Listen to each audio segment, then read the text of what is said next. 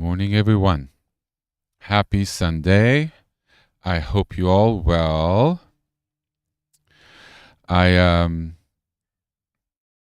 been working on the teaching this morning in a slightly different setup, so I apologize for the delay.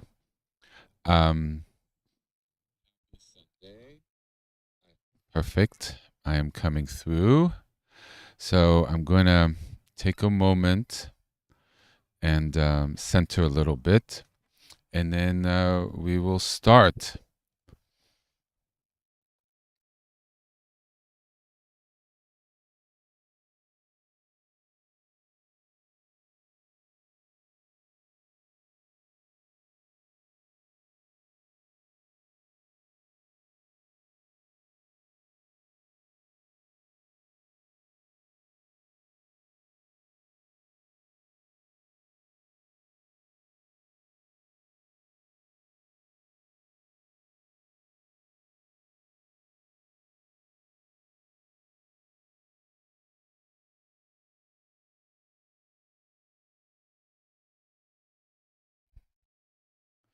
So today, I want to talk about a little bit about sacred sound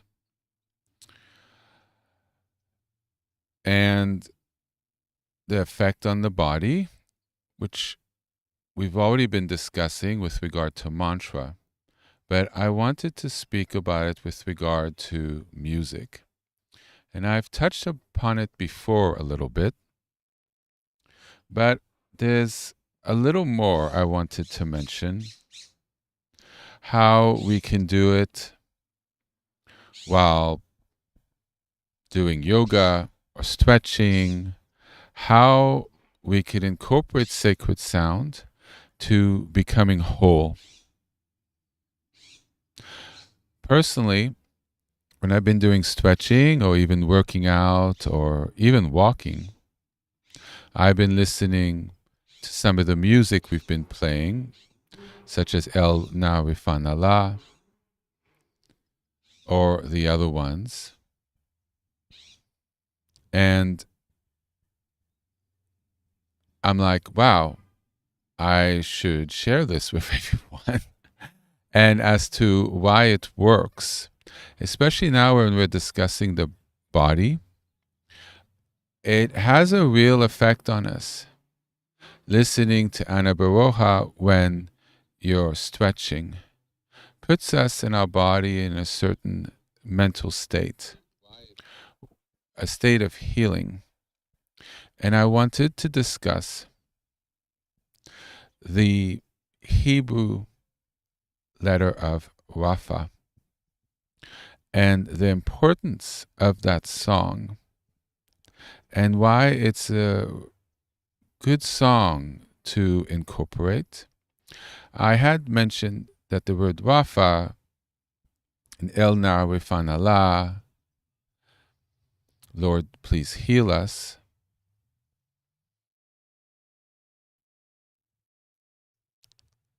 is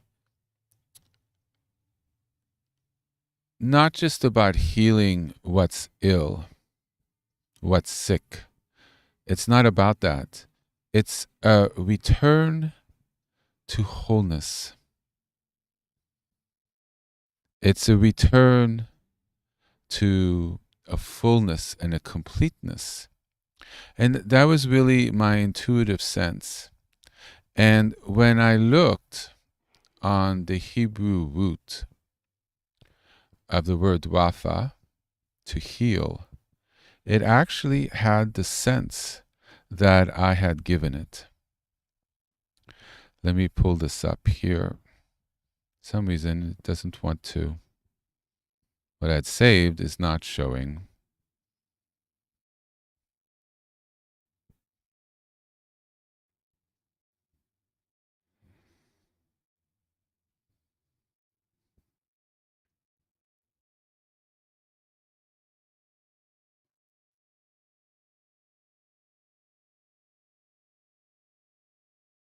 So,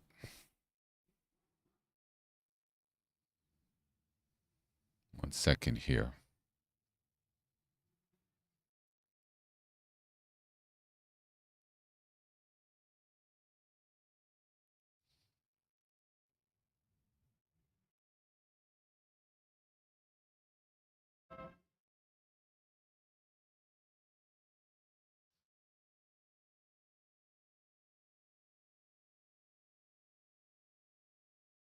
Just wanted to check on something here. Bear with me.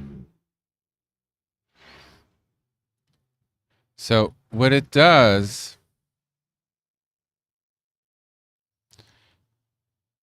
the context, if you remember,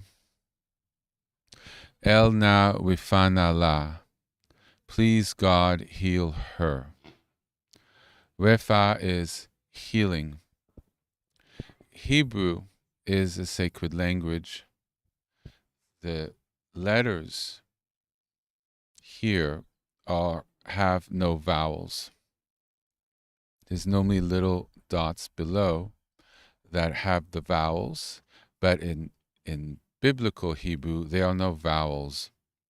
So the ah isn't shown here. What you have, and it's written from right to left, you have resh, you have an r, the middle is a p, and you know the aleph, pei, and then you have the aleph, a. So r, f, a. And if you put in the vowels, it's ra, ba. Okay? Two A's. There'd be a little dot between the one on the right and one in the middle. The ah is sacred. There is no sound. It's not pronounced at the end. So you get the ah under the pei sound. So what does this mean? When you have a root, which is this is a root, it can mean a lot of different things. These words can have a lot of different meanings on the semantic range of an actual word. And as I turn to my notes,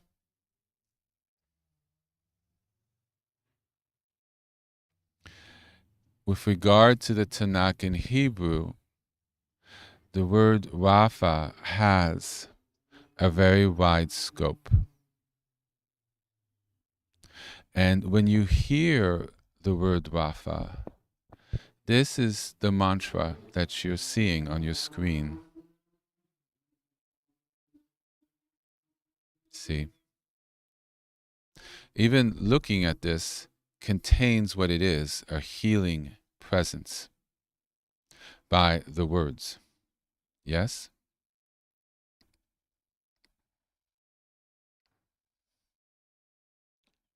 So the basic meaning, like we've been discussing, is to heal. Right? But it could also mean to repair, to restore. This root in Hebrew is used for healing a sick person, restoring something that is broken, repairing a ruined condition, mending a torn relationship, returning something to its proper function, to its proper use, to its proper working order, calming or easing what is inflamed, agitated, making whole what was fragmented, what's in pieces. Fragmentation means something that's been put to different pieces. And it comes from an older Semitic root implying to stitch together, to put back into working order. And it's been applied to water, land, altars, nations, emotional states, relationships, and spiritual condition. That's the ways that this word has been used in the Tanakh. So it's very, very wide-ranging. The other, I'll get to that in a little bit, but the other words for healing are much more precise in what they're directed towards. This one seems to encompass all the qualities that the other words for healing have. So it's all in one. Rapha, in a sense, has a very strong mantra quality to it. because of the energies of healing and what is contained in healing, what can be healed. So it's not just physical, it's emotional, it's other things, but as well as it's not necessarily healing, it's repairing, it's restoring, it's calming, it's reducing inflammation, agitation, heat. So it's very restorative verb. It's an active verb, to heal, right? All verbs, I guess, are active, but to heal, it's not purely medical. These points are important when we discuss the songs and how to incorporate it in our lives. So this is not my interpretation.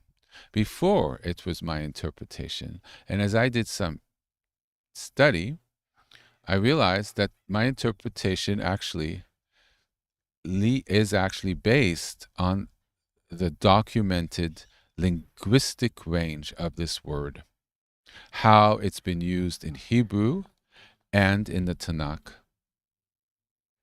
So it's very much about restoring to a proper function. As I mentioned, to restoring to factory settings. Restoring water. Chapter 2 of Kings. Thus says Yahweh, Adonai, Hashem, whatever you wish.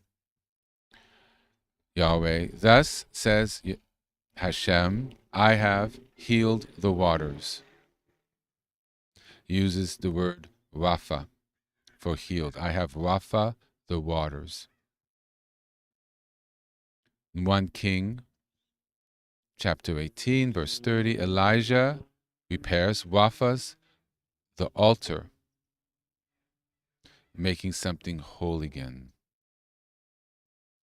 I gave a few more examples. Rapha implies mending what is weakened or loose. In linguistic notes and in medieval Judaic commentaries, Jewish commentaries, it's connected to alleviating softness, looseness, slackness, or weakness. So it removes what is slack, what is loose, which shouldn't be loose. So it makes things tight. Strengthen what was weakened to make firm again. So weakness into strength. Yes.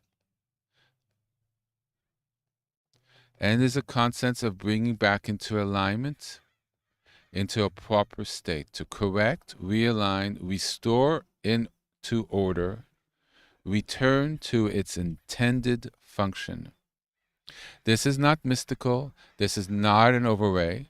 This is Hebrew linguistics of the word. This is literally what the word means.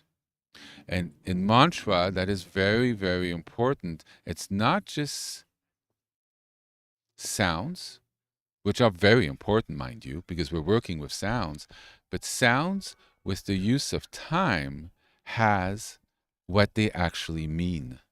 So embedded in the sound, in the syllables, has all of that built in.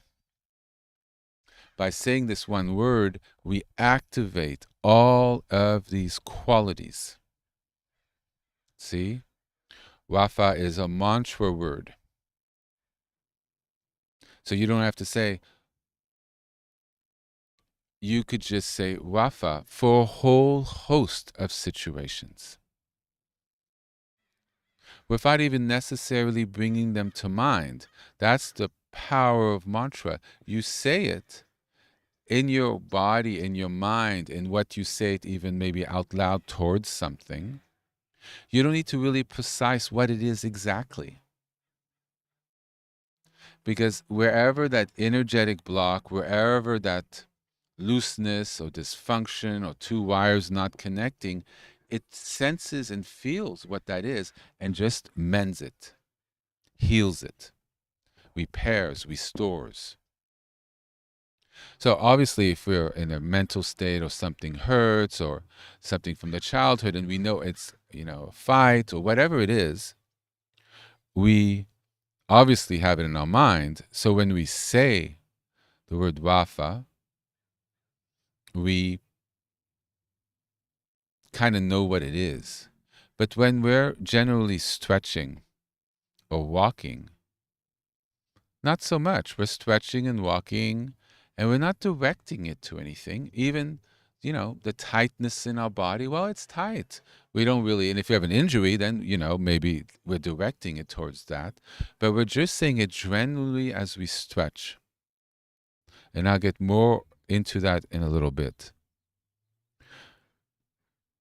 So it's not like we're focusing it. It's sort of there in the background, going into our ears. Okay?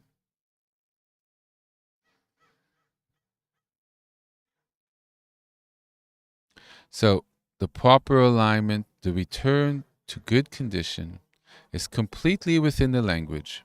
It's completely within the tradition. And I like to mention, from example, how it's used in the Tanakh. And for people who are new and not familiar with the term, it's the Jewish Old Testament, which is basically almost but not completely all the books in what is more known in the Western world as the Old Testament. It's called the Tanakh. Okay? So healing a person physically. So in Exodus, and I'm going to use the name of God as it's written in the traditional text, respectfully. But words have power, which is why I say the word, because it has that original presence of God. Okay? And there's a certain transmission to it, which is important. So Exodus chapter 15, verse 26. I am Yahweh, your healer.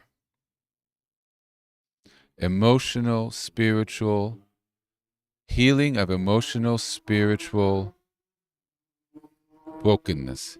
Jeremiah chapter 3, verse 22. Return and I will heal your backsliding, restoring to a more whole state.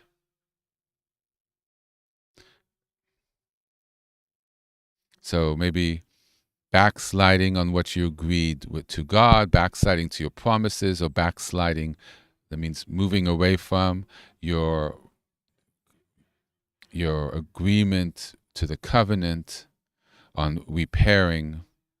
In Jeremiah, there's a lot going on. I'm not going to get too much, but he was a prophet, and he warned the state of Israel, the king at the time, to reform, to repair the ways, because there wasn't a lot of alignment to the covenant. So he was more preaching, wake up, return to God, or catastrophe will occur. Well, people did not return. Babylonians invaded, and it was destruction of the first temple, and then the Babylonian exile, where the Jewish people were brought to Babylon for about 80 years before they could return to where they lived. So Jeremiah was sort of ringing the alarm. So here it's saying, return, and I guess God will heal your backsliding, heal what your distance, your removal, your alienation from the covenant, from God, from behaving like you ought to behave. That's actually a really important one. So it heals emotional and spiritual brokenness. I want to check one thing. One moment, please.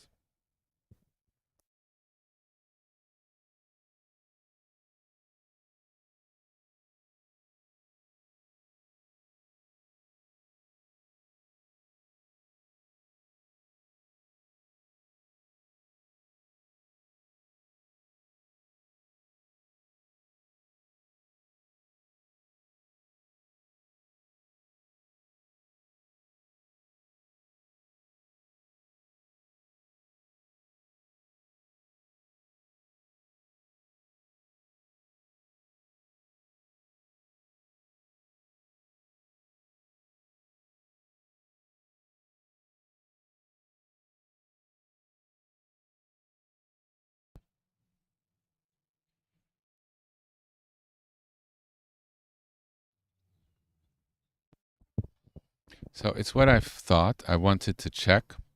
So I checked on ChatGPT. It says, return wayward children. I will heal your backslidings. So it's Yahweh himself that says, I will heal it.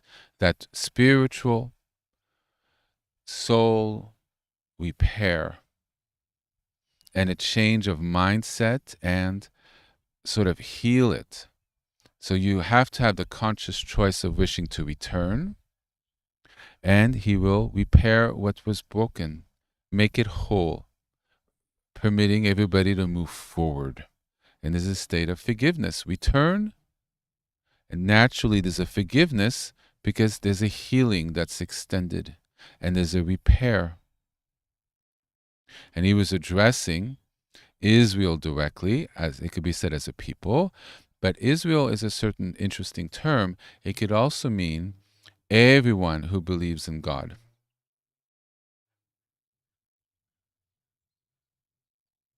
So what it does is a removal from God, stepping away, apostasy, a spiritual betrayal, a rupture of the covenant, of agreeing to behave a certain way, agreeing to belong. It's a movement away. And so the word simply says, return to me. I will heal your turning away. So it's not a physical healing. So what he's dealing in the general, larger context here, which I touched upon, was people worshiping other gods, becoming spiritually estranged, and lose a loss of a certain inner coherence, an inner grounding to what's right and wrong, because there were actions that went along with other gods that wouldn't necessarily be considered correct. And then there's a loss of grounding, of doing actions that wouldn't be in keeping with the covenant, beyond worshiping other gods. So it's come back, repair what your rebellion has fractured. It's basically the message of Jeremiah. Literally a voice crying out in the wilderness, because a lot of people didn't listen. So that's important. It's a restoration of loyalty, repair of a broken relationship. There's a sense of a return to a spiritual integrity, healing of alienation and estrangement. And in a sense, it's God repairing the soul's departure from the truth. So we see a very important aspect of Wafa.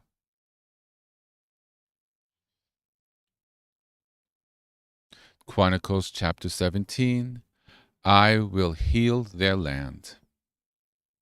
So there's a sense of the land. A land is not sick, but yet there's a healing that goes on, a healing of a region.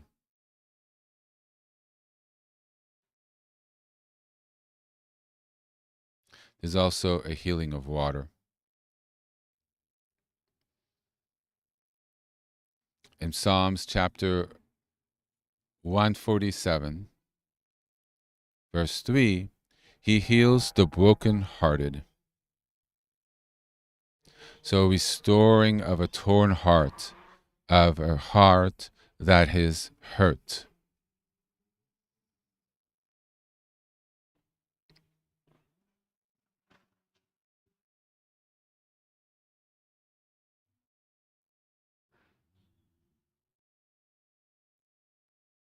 So remove slackness, things that are weak or stretched, make firm again a heart, a land, or strength which has been weakened. Restore what has lost function, water that causes harm and becomes safe. That's in 2 Kings chapter 2. Thus says Yahweh, I have healed this water.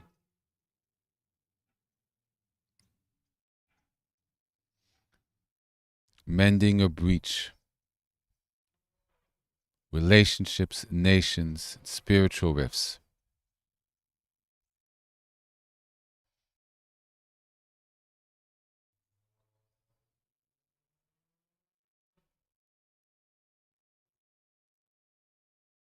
So there's other Hebrew verbs for repair.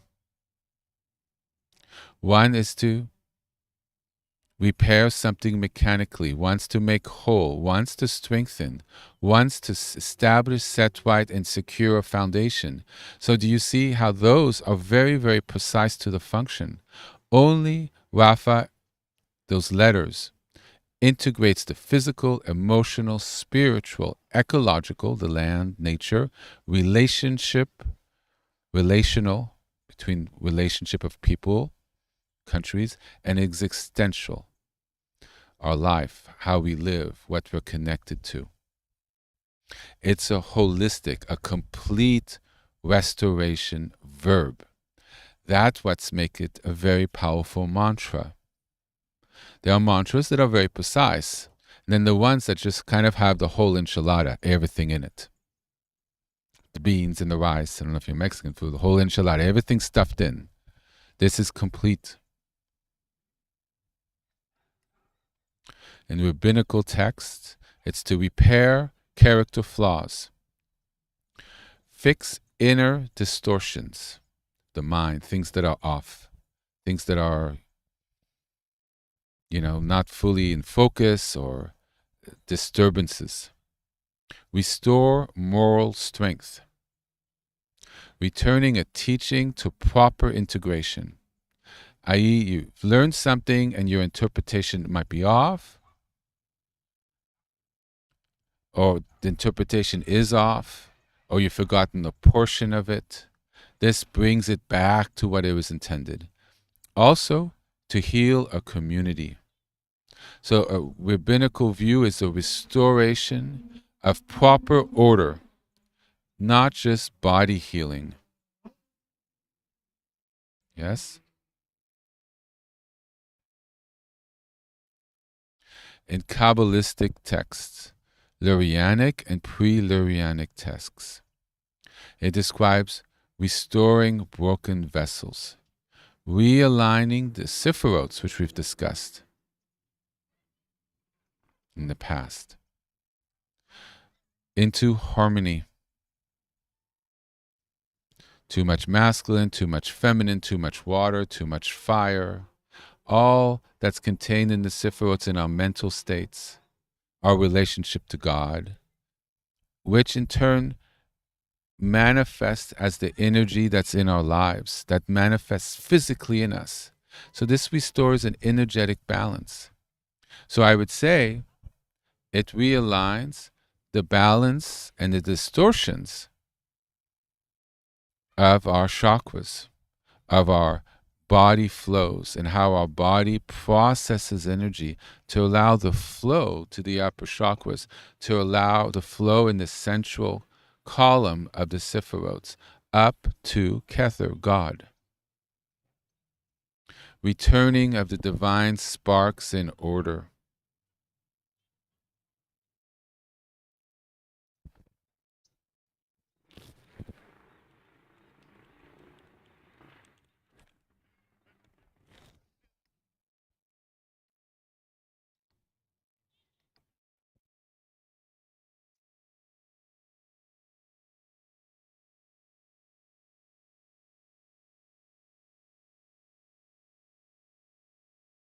So I wanted to just touch onto each one, which I already have, but there's a couple I want to go back a little more.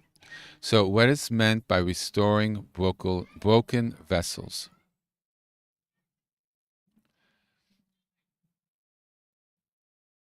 It's the idea that spiritual or psychological structures are meant to hold light, meaning or responsibility that have become overwhelmed and fractured.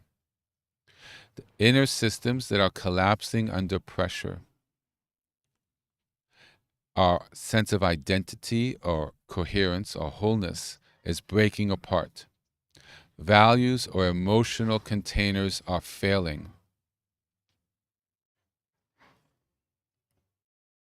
Restoring the vessels means rebuilding capacity, stabilizing the nervous system, reestablishing boundaries, strengthening inner resilience, learning how to hold experience without fragmentation.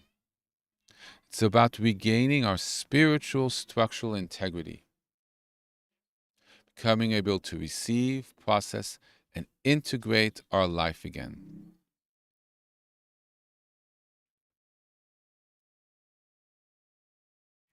And with regard to the Sephirots, which the Sephirots mention are qualities of consciousness, wisdom, compassion, discipline, balance, and the others. When they're out of alignment, it shows up as too much harshness, severity without compassion, too much emotion without it being grounded. So, too much emotion, it's not skillfully applied, it's too excessive. It's too much or not enough emotion. You're cold.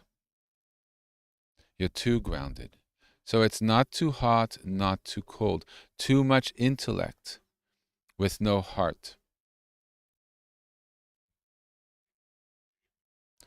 Or too much heart with no intellect on how it's applied. Or realizing too much heart and there needs to be a correction, otherwise a disaster might unfold. So there's too much giving. When it should be a little bit more less giving. Or no charity when there should be charity extended. Yes? Or in actions, you work too much without the rest. Or you don't apply yourself, you do nothing. So there's no action of working or studying or reading or doing the garden. So it's in all aspects of the life we want to restore in a proper balance. Not too much of one thing and not having enough of something as well. And realignment has a sense of restoring strength balanced by kindness, clarity balanced by humility, action balanced by reflection. We think, then we act. We don't act without thinking, or we don't overthink, which never leads to any action. So we have a psychological and proper ethical integration. They come together with our psychology and ethics are in alignment, which restores the balance between our thinking, our feeling, and our doing. We become more and more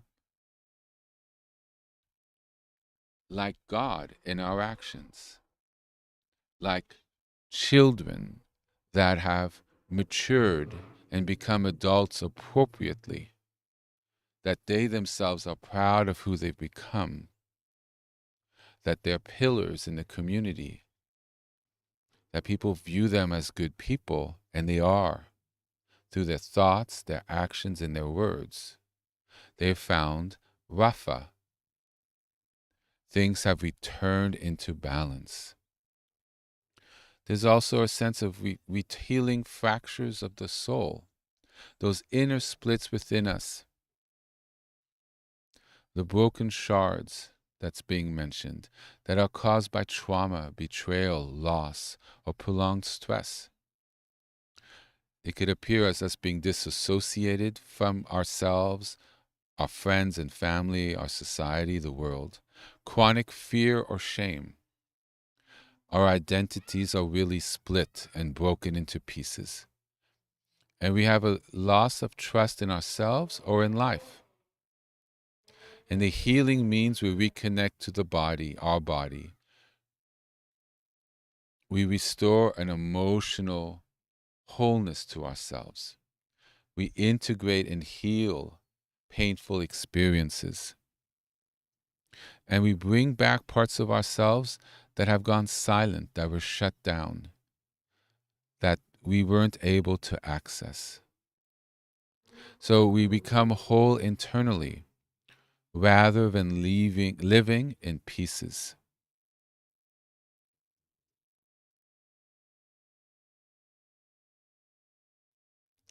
So in a way, with the sparks, we're reclaiming our scattered goodness and clarity or meaning from chaos, from disorder. We find purpose after collapse. We restore dignity after humiliation. We bring back awareness to forgotten parts of our lives, of ways we used to be, of things that we could no longer access, such as art or joie de vivre, or things that gave us happiness. And we also can reorder our priorities around what truly matters. We get back on the path. We realize we're doing things we really don't care for, and we got there for whatever reason. We just start realigning and start living authentically to how we would like to be, in accordance with what's right. So we rebuild what's broken, we restore balance, we integrate the fragmented parts, and we bring any chaos back into order. It's a very deep restoration of our humanness, our humanity.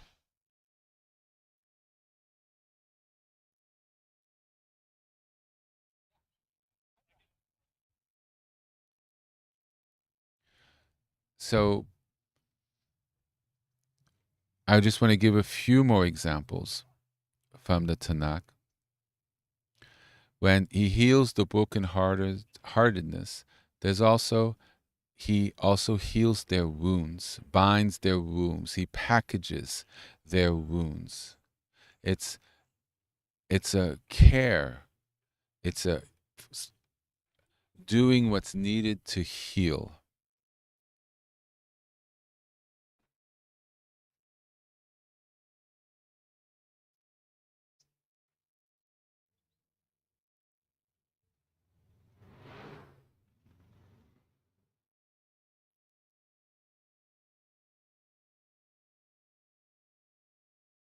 Yeah, I'm just going through them, and it's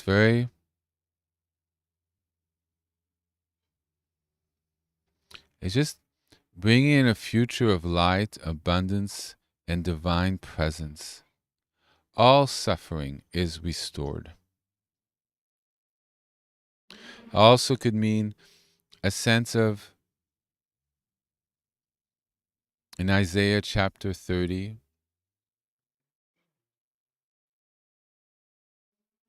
is a healing, could be seen as a healing of a collective trauma, healing the deep fractures caused by exile to Babylon. Isaiah came after Jeremiah as Israel was coming, the people were coming back into the land of Israel from the Babylonian exile.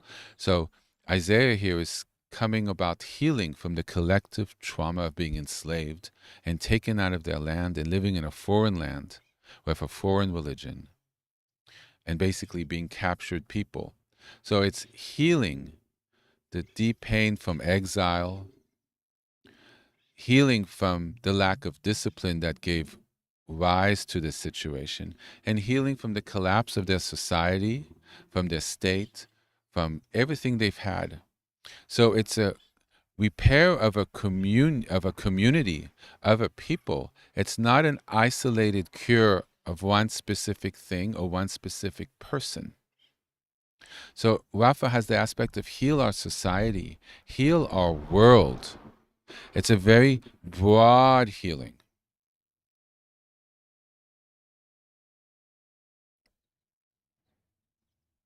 So it's used very much to restore a person, a heart, a nation, a relationship. It's used for water, for land, social conditions, and also our alignment to the covenant.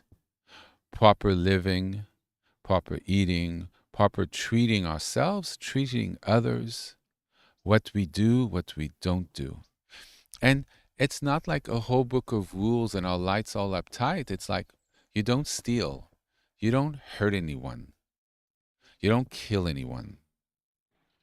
You treat with kindness, with forgiveness, with humility. So that's basically just being a good person. We all know what we should do in a situation.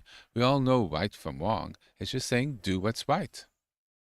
It's not a whole list and oh my God, and we have to dress this way and this and that. It's very much doing right from wrong. It keeps with the covenant.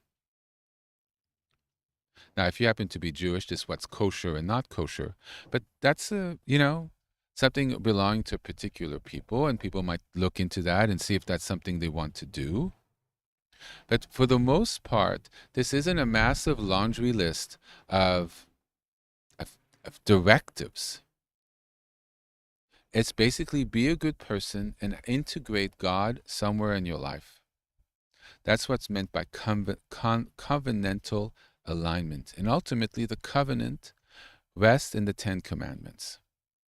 And from that, people have taken things of that and added examples or what it would mean to keep that covenant in certain ways, which some people follow and some don't, and some are more strict and some are more lenient towards.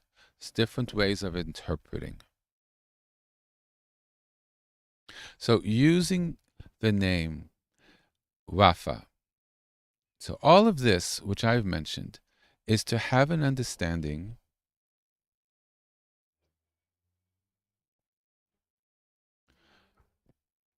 of the word when we use it in music, when we use it in vibrational use. Now we understand what the word means. It's very important. It has a lot of meaning. It's 360 degrees. It's a complete healing of anything, basically.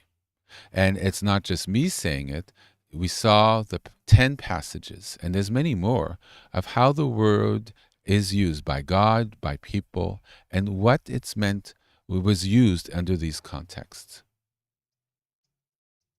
Yes? So we have played several different songs. And those who've been with me for a while know quite well where they are, because it's hard to find songs that have the right tone, the right way it's said, with the right words for it to really be a blessed song. Because this is not normal music. It's not just spiritual music. It's mantra transmission for healing music. Do you see? It's like golden music, and it's hard to find. And I hope I'll receive more examples so we could broaden our repertoire. So we have been playing Misha Berha, right? This one. We just pop it in. Just play a second. Well, you know what? I'll just play on my computer.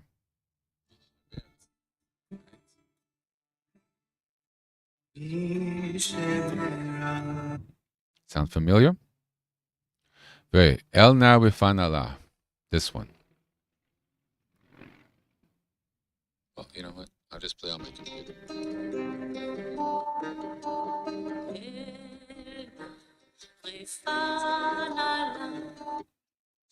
Yes? And then, of course, Ana Beroja.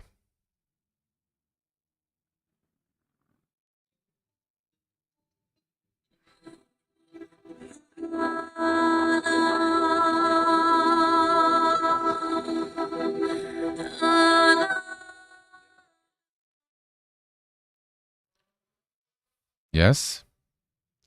So these three I have placed in a new file on the archive.org, which I love. It's a new page. It has an organizational thing that all MPEG's videos go in the same place, and I cannot create subfolders. So I'm sorry for all the noise in the background. I hope you're not hearing all this. This was supposed to be a quiet spot. I wanted to be in nature today because we're going to do the yoga together, and there's people with horrible cars making horrible noise. So I just don't understand that mentality. It's I think it's distorted. But anyway, so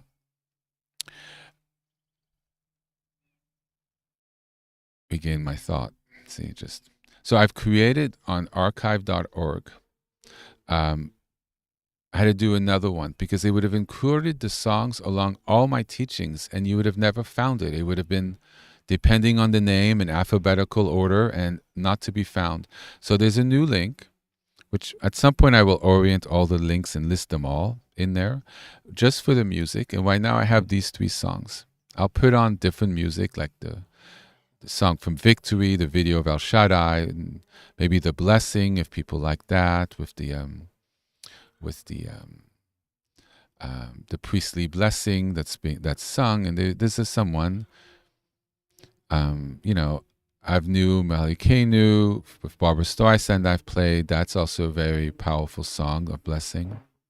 And there's some other ones that I have found in the past. But these 3 are there, and the link is in the description to this live teaching. And just click on it, and you go down to the bottom, and you click on what's there. What is it? Described this before. It sort of works for all the archive channels. It says MPEG files. Done.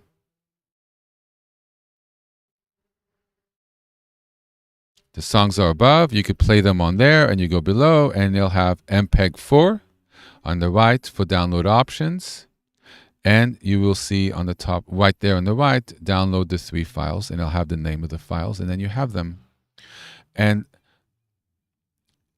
this is what I've been doing. When I've been stretching, I play one of them, and I have it on continuous repeat. And it's sort of in the background. I find the music very calming. You don't have to focus on the words. You just listen to the beauty, and you have it on repeat. And the repeat is heard through the ear, the sacred sounds. So these songs have a lot of words in them. Ana Behoha, I don't believe, has the word Rafa in it. But it's a prayer. It's a very powerful prayer. It helps return us in alignment to God. It's a spiritual, religious realignment, psychological realignment, a realignment of the Sephirots.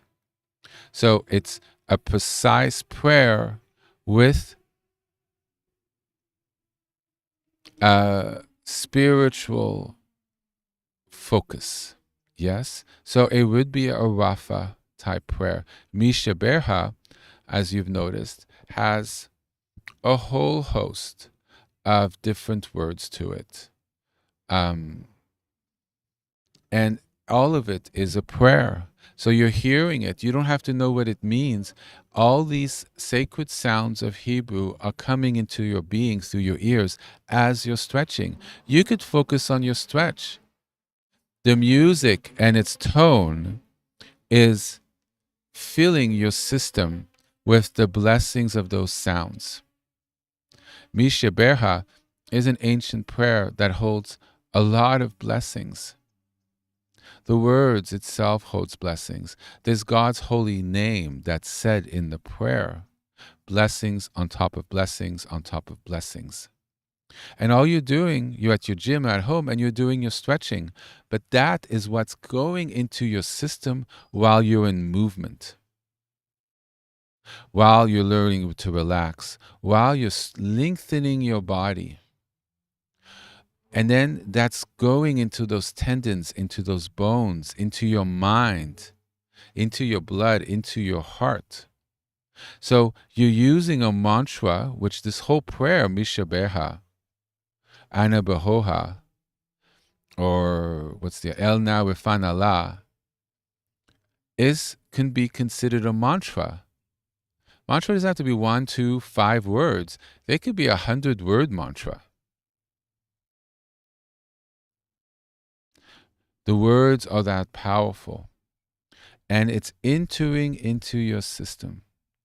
And all you're doing is listening to it while you're gardening, listening to it when, I don't know, you're playing tennis, I don't know, anything. You listen to it when you're reading and it's in the background. The vibration, the healing aspect, I find it very soothing. Sometimes it's a very golden light. You don't have to take that song and make it about, I need to heal this or that. You're just simply doing this thing and it's lining up your sephiroth. It's healing your chakras. And this is the power of sacred sound. Ana Baroja, for me, makes me feel very spiritual. It's a prayer. It's a Kabbalistic prayer. The most famous one that some people recite nightly, every day. So the words, the sounds, the way it sounded, only certain voices I've used. They studied music. They're on key, the right tone, the right speed, the right instruments, the right voices, the right volume. It's balanced. It's not distorted. It's clean. Do you see all the attributes? Because you have to be careful what you put in your ears. It affects your minds. It affects your emotions. It affects your hearts. Music can affect your behaviors. We're highly influenced by what we hear, what we see, the examples we see, the words, the intent of music. So when we do Misha Berha, this is positive input that's thought through carefully. Yes? So it's a thing. And it's something that I would like people to consider, to include, if they're drawn to it. And I'll add some more over the next couple days. I need to review it and see, does it rise to that level? Or at least something you might be interested to listen in once in a while, if you feel called to it. Sort of have a one spot where you can go to for devotional music, healing of the mind, the body, the soul, community, our environment. Amen and shalom. So I hope this has been, helpful to you. So why don't we take a moment, take a little break. I'm curious to see how much the sound that's behind me comes through. I'm hoping none of it.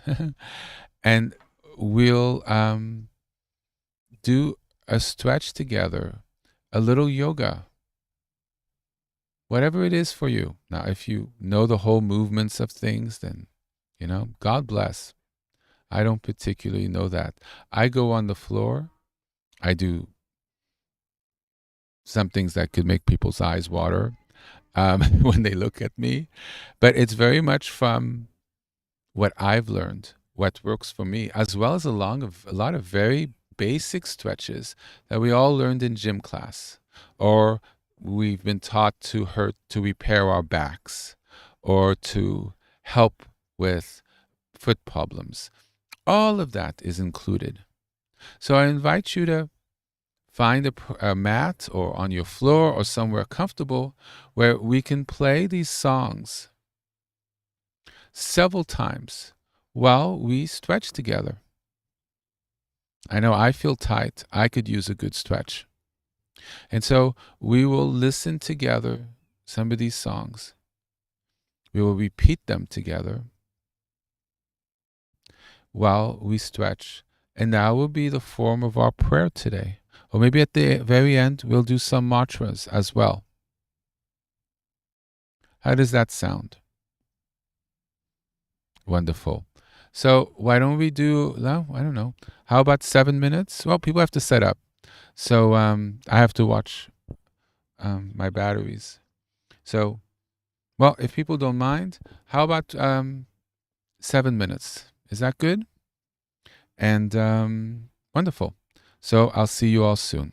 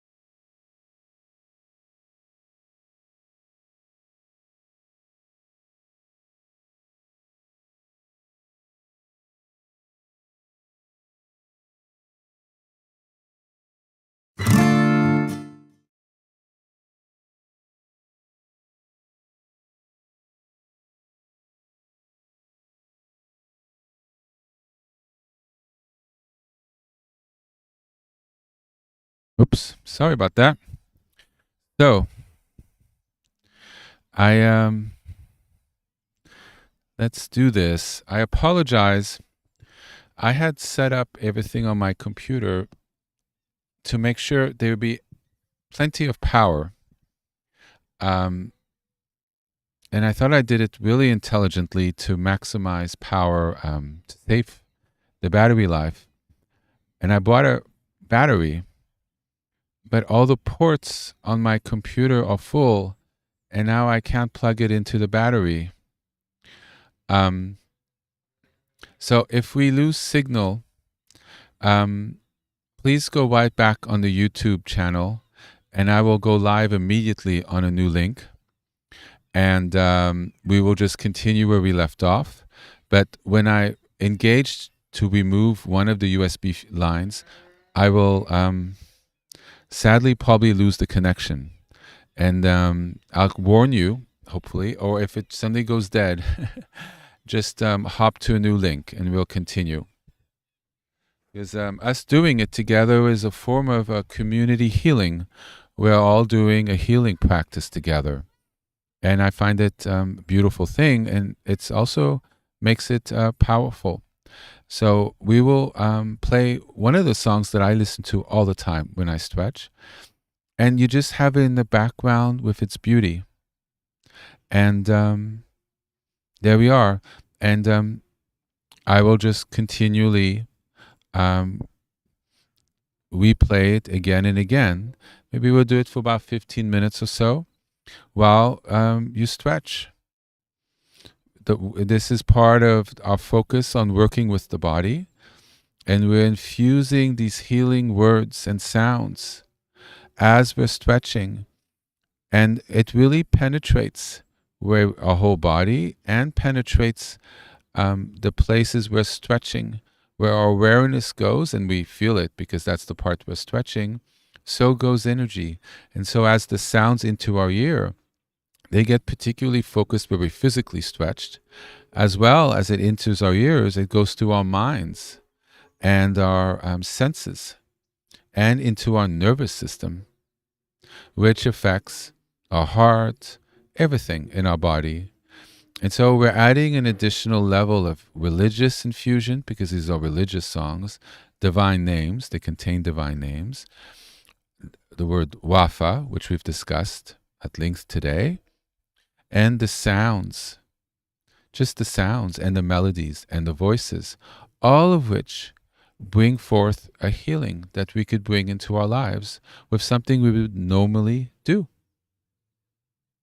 Yes? Wonderful. So we will start playing, we will start stretching, and at some point, if I need to switch, I'll let you know, and we'll pick up on a new link, okay? Off we are.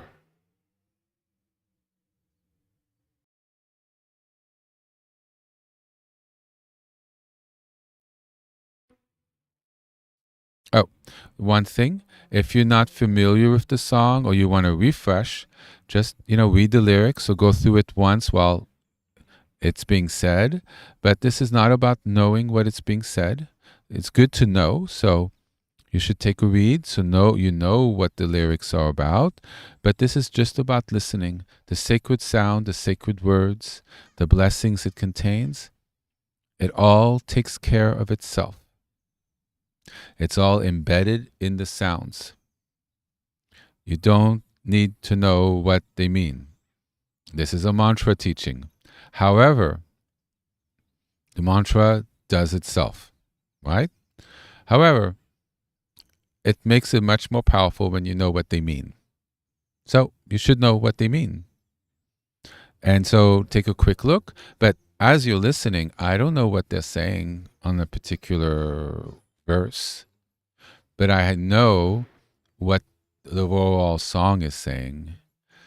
And I think that's important. So you're focusing on your thing and you're listening to the beautiful song, and you know the content of the song generally. This is not about being able to follow.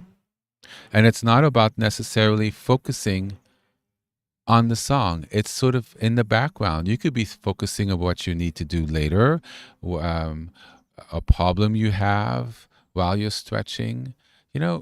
We could use our time for many things, or we're just trying to meditate and center, and our meditation is the stretch, and we keep our minds on the stretch and being present as we do our stretches. And that's a meditation. And we could have the soundtrack to that meditation, right? And we keep our minds present without allowing ourselves to think about other things. That's a form of anchoring our awareness, and it's a form of meditation coupled with prayer, because our intent is prayerful with the music, you see? But just as well, sometimes we have we think about something and things come to us. Like this whole teaching came to me earlier in the week while I was stretching. And then I realized this teaching came to me 3 weeks ago, and I had mentioned there's something I want to speak to about, but I got to check things about. And it also came to me to do this like 2-3 months ago, but I had forgotten. So important things can come through. And that's okay to take that time to contemplate and to reflect. But then it's no longer a meditation. It's a contemplation. Do you see? Contemplate is the use of the mind. You reflect on something is the use on the mind. Meditation is something else. There's a linguistic problem in English. People say, I meditated on something. No, that's a lack of the understanding of the word meditation is. They're using it in a different way than I'm using, and most people use the word meditation to mean. What they're saying, I'm contemplating something. I thought about something, or I reflected on something. Meditation is about being present. You're not using your mind. You're keeping your mind still in the present moment. That's meditation. Or you're trying to. Your mind goes off and you bring it back. The act of meditation is the decision to bring your mind back when you're aware that it has drifted off on something. No judgment. You just like, come back, I'm present. That's meditation. But it is perfectly okay to use the music in the background and to stretch while contemplating a situation or contemplating, because the music is still entering you and having its an effect. So it's not meant to be something solid, and it can be looser, but you're taking a moment in your day to bring in sacred sounds to bless you while you do things which you need to do as people that are productive or are reflective. So it's a very open, spacious practice, okay?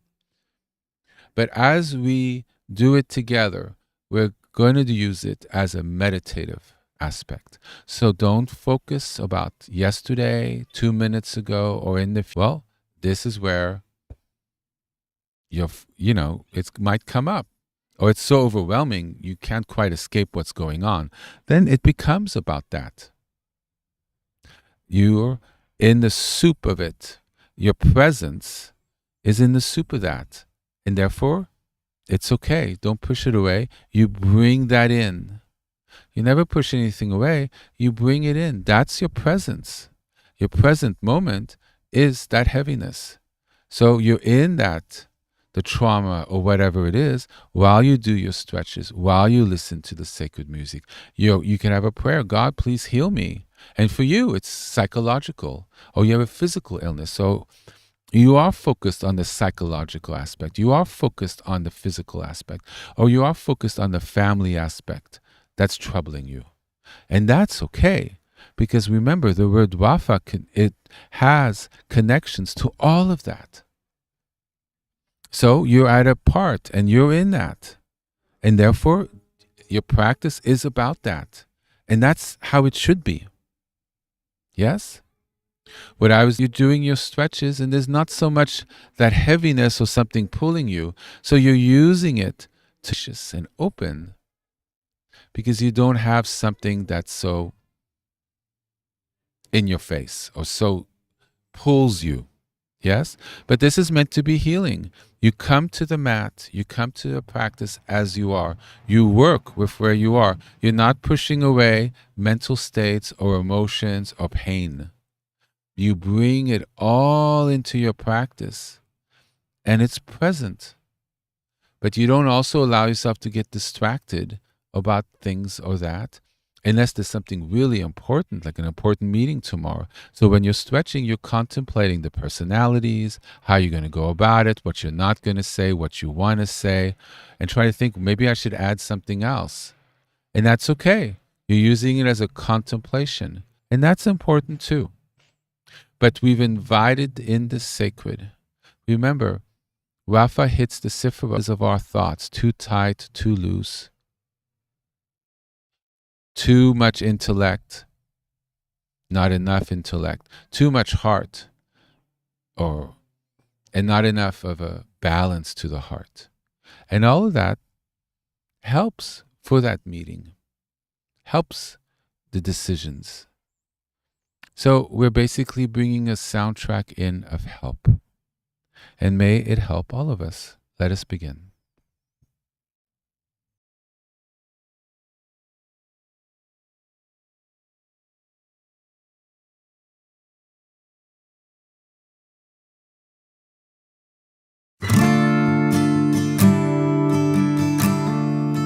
מי שברא אבותינו מקור החיים לאמותינו הוא יברך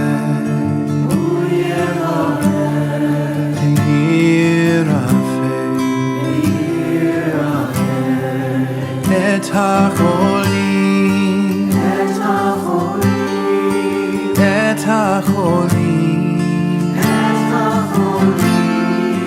אל הרפואה, אל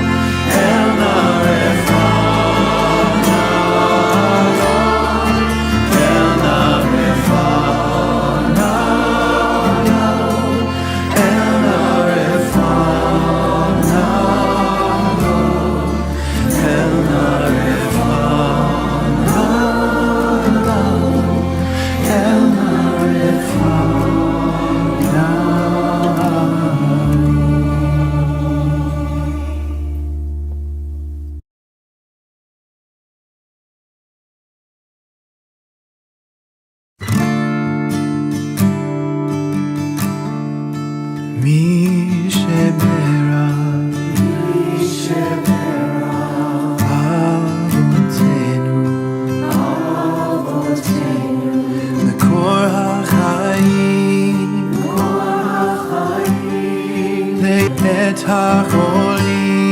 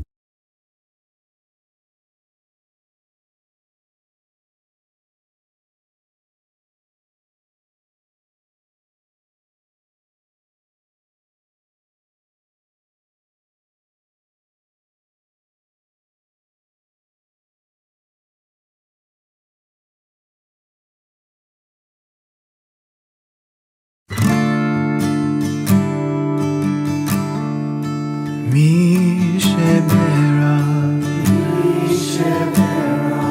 אבותינו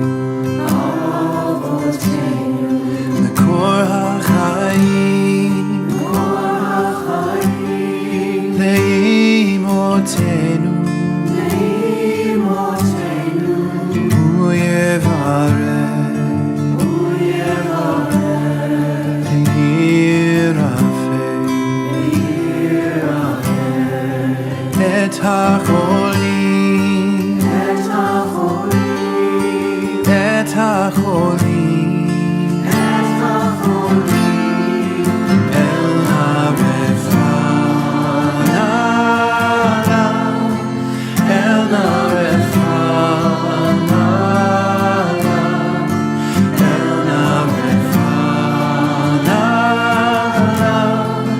אל נא רפא נא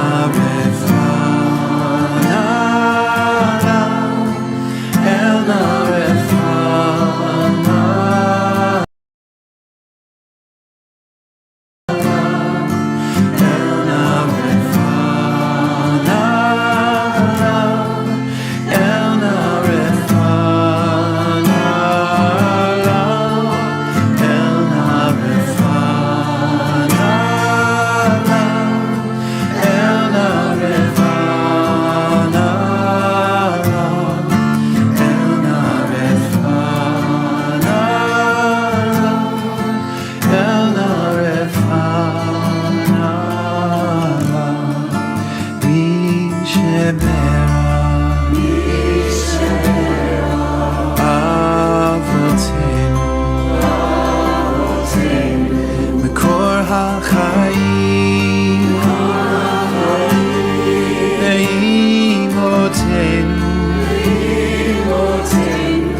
הוא יברך וירפא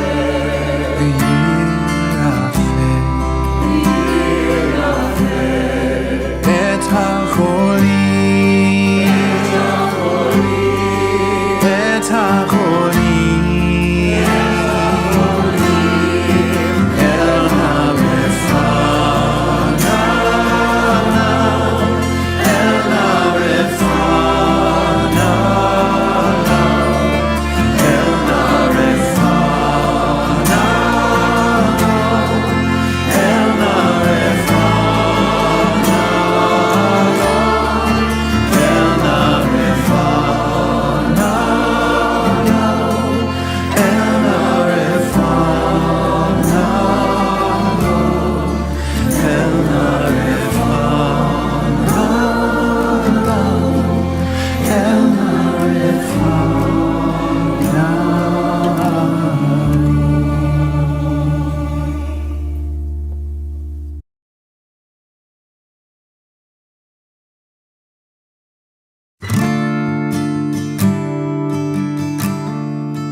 מי שברא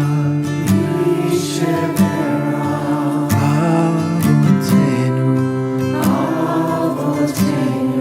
מקור החיים לאמותינו הוא יברך וירפא את החולים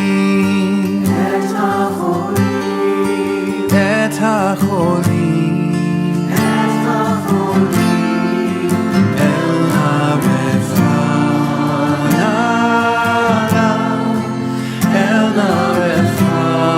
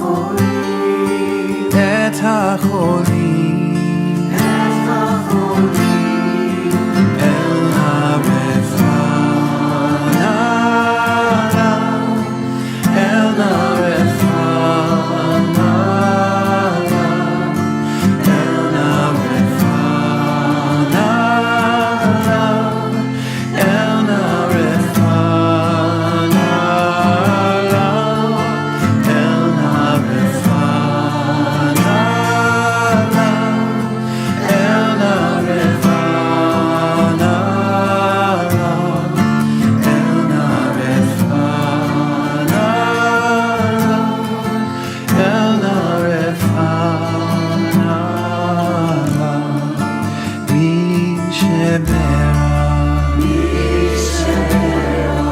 Avotenu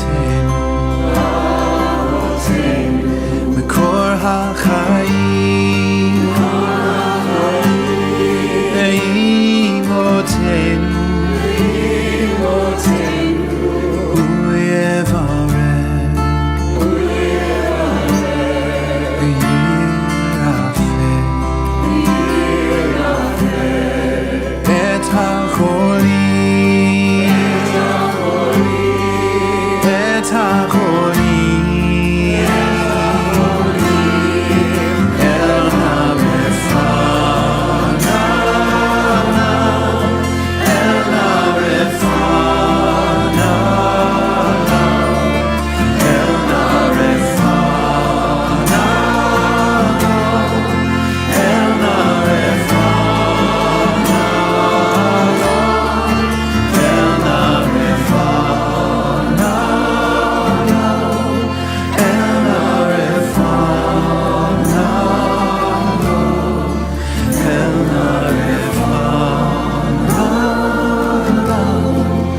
El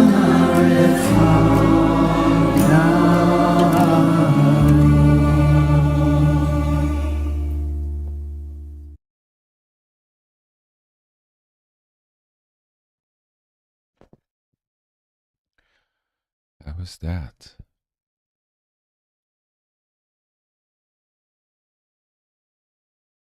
You know, sometimes having a musical soundtrack to what we're doing helps put us in a frame of mind,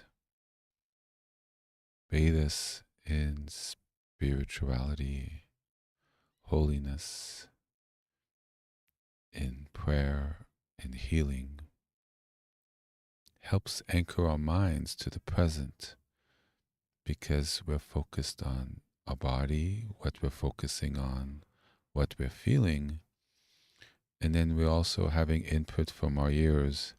So there's very lessened ability for our mind to wander unless there's something very present with us. And then it's totally fine for it to be what we are dealing with. Let's do some mantras together. How about Yahweh Rapha? Just to continue. So if those have their prayer beads near them, don't move. You could take them out. We'll do it together. Also, when you listen to music like this, try to have the speaker either all around you because it's balanced, or if you have one, have it in front of you. That way it's entering the left and the right side of your body evenly through the left and right ear. And, of course, you could use headphones. So it's better not to have the music directed coming from the left side. So try to orient yourself or just have one right in front of you. It'll help balance and make the experience more immersive. All right. Proper posture. Yahweh Rapha, Yahweh Rapha, Yahweh Rapha, Yahweh Rapha, Yahweh, Yahweh Rapha, Yahweh Rapha. Just saying it, and we're relaxing into the recitation, the repeating of the name with Rapha. Yahweh Rapha, Yahweh Rapha, Yahweh Rapha, Yahweh Rapha, Yahweh Rapha, Yahweh Rapha, Yahweh Rapha,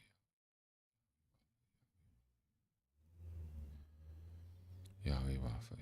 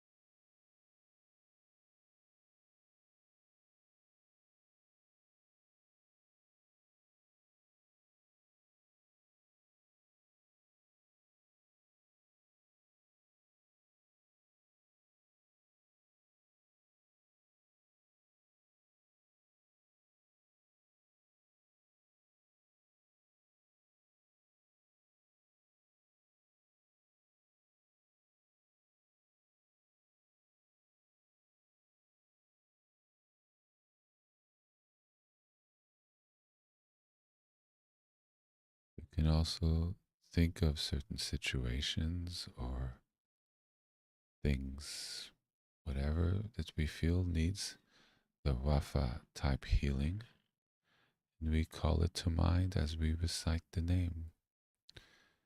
And that energy goes to whatever that is. And we don't need to force it or direct it. We just call whatever it is to our mind, and we just say the name Yahweh Wafa, Yahweh Wafa, Yahweh Wafa.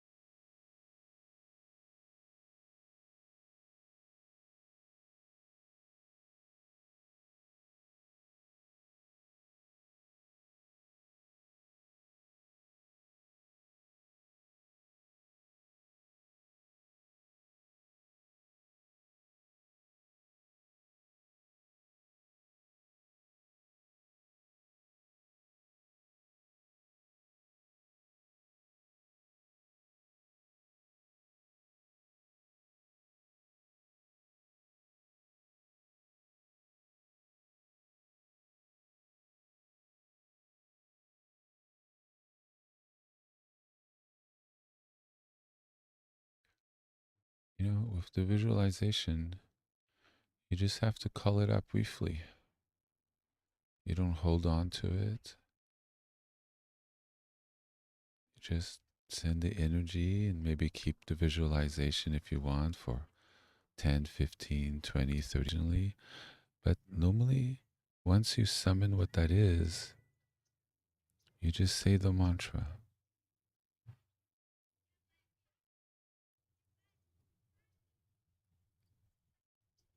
So we just say the mantra for a little bit now.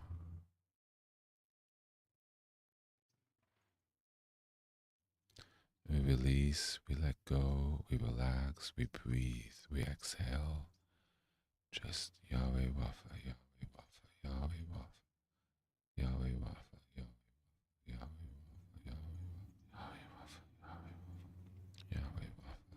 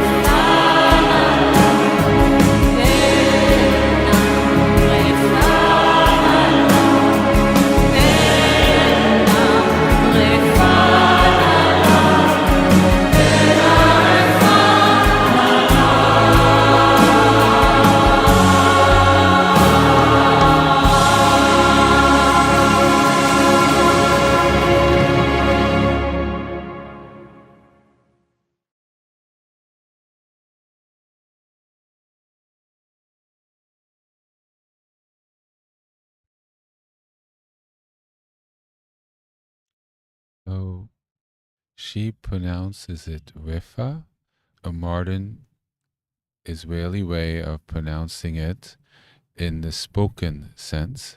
So it's kind of conjugated. Wafa is the traditional pronunciation.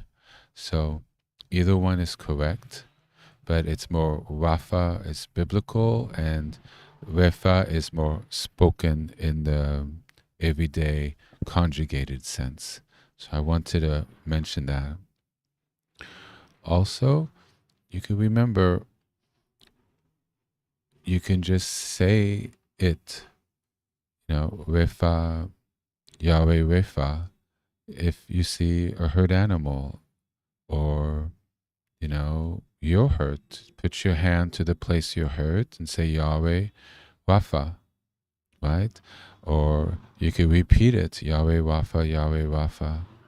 You could also direct it to someone, even if they're further away, like the other side of the word away, or they're within sight. You direct that energy, Yahweh Wafa, towards them, if it's safe to do to.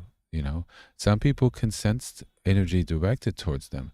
So if you see aggression coming back, don't stop doing it, right? So I hope this has been helpful to you. For me, researching this and contemplating it has really expanded my connection to it, and I think has really grown the power of when I say the name, because our understanding of something very much helps us tap into its nature and to bring it forth. So may we all find healing. May we all be blessed. May our families and our world find healing.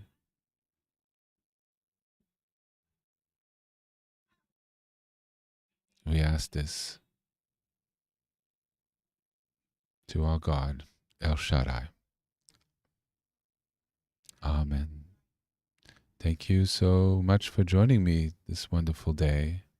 I wish you a very beautiful week, and I look forward to being with you all soon. Thank you so much. Bye-bye.